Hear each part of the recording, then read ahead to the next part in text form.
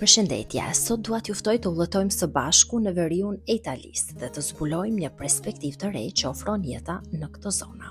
Jo thjesht si turist, por edhe për t'jetuar. Unë jam një emigrante si shumë prej jush, në mes të dy botëve, mes Anglisë ku jetoj dhe Italisë që më josh, po kërkoj veten time. Në këtë vlog ju ofroj një realitet të jetës ashtu siç e pa shumë, në syt e një emigranteje.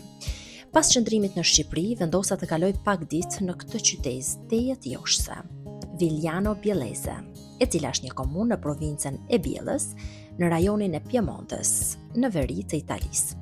Koha ishte plot diell dhe e shijova shumë, si të zbulova disa të reja që ofron jeta në këtë qytet, ku ende ruhen me fanatizëm lidhjet sociale dhe teknologjia nuk e ka cënuar jetën e vërtetë. Unë ndjeva si në shtëpi, sikur i përkas këtij vendi apo sikur të kisha jetuar shumë vite këtu. Pse e them këtë?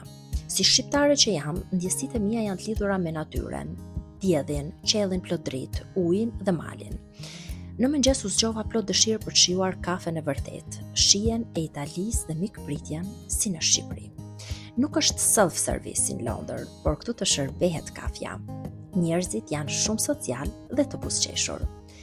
Ndalova për bërë kërkime në një restorant turk, me staf turk dhe ushqime po të atij vendi.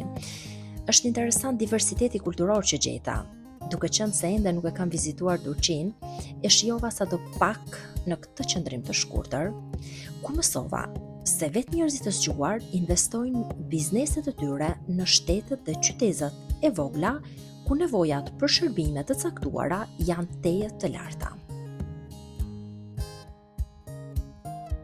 Pas dite me sugjerimin e banorëve, kalova për një kafe në këtë vend të bukur, piktoresk. Lago di Viverone është një liçen i qetë në zemër të Piemontes, ku midis plazheve, zogjve dhe legjendave të lashta, gjeta paqe për të menduar mbi jetën time si emigrante. Këtu ndihet shija e jetës, familja gjen paqe dhe lumturi. Ditën tjetër, vendosa të vizitoj një tjetër qytet të bukur, e njohur si Perla e Lombardisë, Varese. Një vend ku ndjeva se Italia e vërtet fshihet në detajet e qeta, jo vetëm në Milano apo Rom. Rruga për në shtëpi zgjati rreth 50 minuta dhe për darkë doja të shijoja një menu të vërtet italiane. U ktheva sërish në Bjella, por zemra më çoi në një restorant me traditë shqiptare. Gjeta ngrohtësi, ushqime të ardhura direkt nga Berati, pasi pronarja ishte shqiptare nga ky qytet dhe kishte një jetë që jetonte këtu, e lumtur dhe shumë e realizuar. Të nesërmen pas dite, dhe pse shumë e lodhur, nuk mund të rija pa vizituar Aronën e bukur.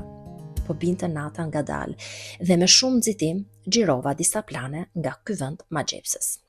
Arona është një qytet i vogël në bregun e liçenit Maggiore me shetitoren romantike, statuja gjigande dhe pamje malore.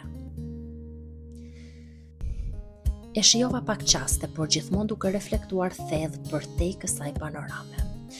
U largova me një shije të mirë, për ta përgatitur veten shpirtërisht dhe moralisht për kthimin në vendin e ftohtë, në Angli. Tani le të reflektojmë pak së bashku. Unë nga ky udhtim mësova se jeta është e bukur në thjeshtësi, një vend i ngrohtë, i qetë dhe plot dashuri. Por përtej kësaj qasje ka një tjetër realitet të vështirë për të cilën do ju flas tani. Sfidat dhe burokracitë për gjetur një vend pune. Këtë pjesë ende nuk e kam eksploruar. Do flas në videot e tjera. Për ju që jetoni në veriun e Italisë, më shkruani përvojat tuaja, ndjesitë e jetës, sfidat dhe planet e ardhshme. Për më shumë video, mos harroni të bëni subscribe.